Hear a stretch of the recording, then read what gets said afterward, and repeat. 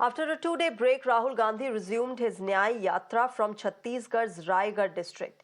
Leading the charge, the Congress leader accused the Bharatiya Janata Party of spreading nafrat or hatred in the country and accused the BJP and RSS of weakening the nation.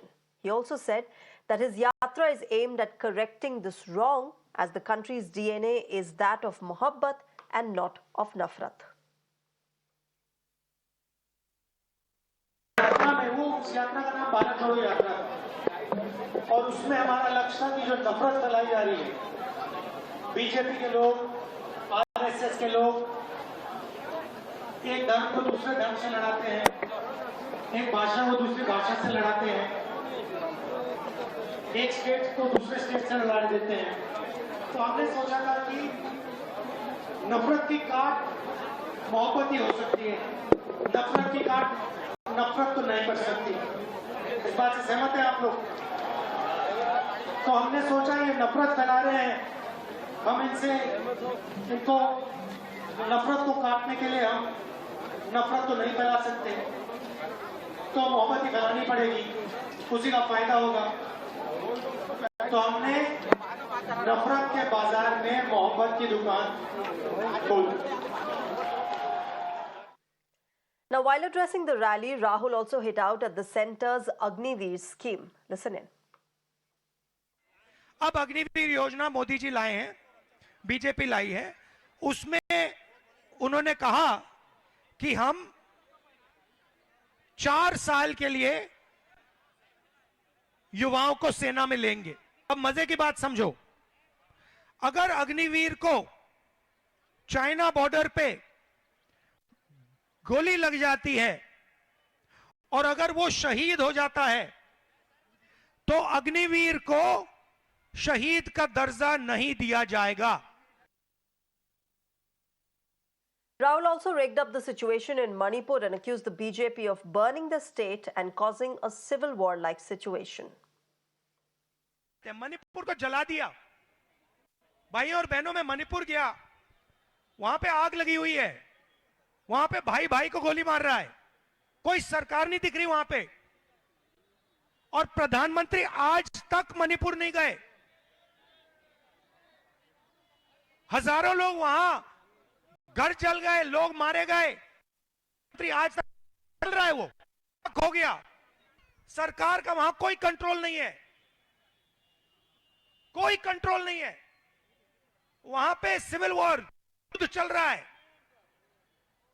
ना मोदी जी गए, ना BJP का वहां कोई नेता जा पा रहा है, आग लगी हुई है।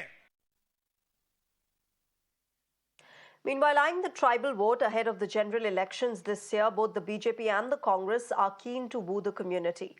During the Nyay Yatra in Chhattisgarh, Congress leader Rahul Gandhi hit out at the BJP for their treatment of tribal groups.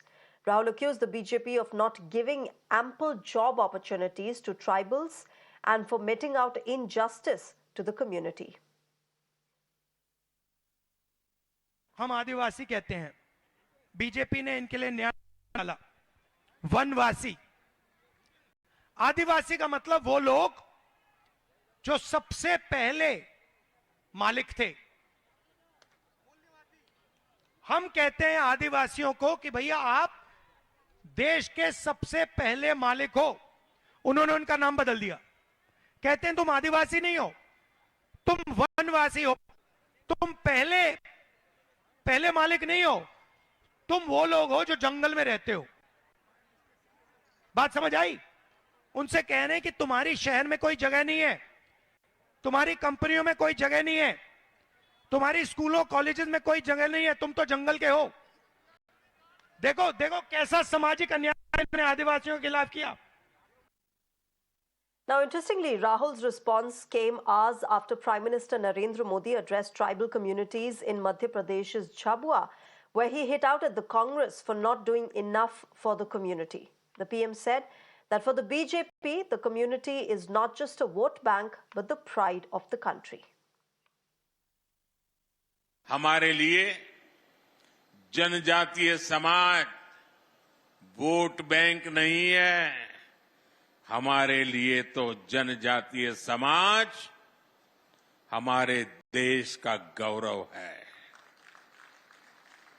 हमारे देश के उज्जवल भविष्य की गारंटी ये मेरा जनजातीय समाज है। कांग्रेस ने इतने वर्षों में, इतने साल उनको काम करने का अवसर मिला था।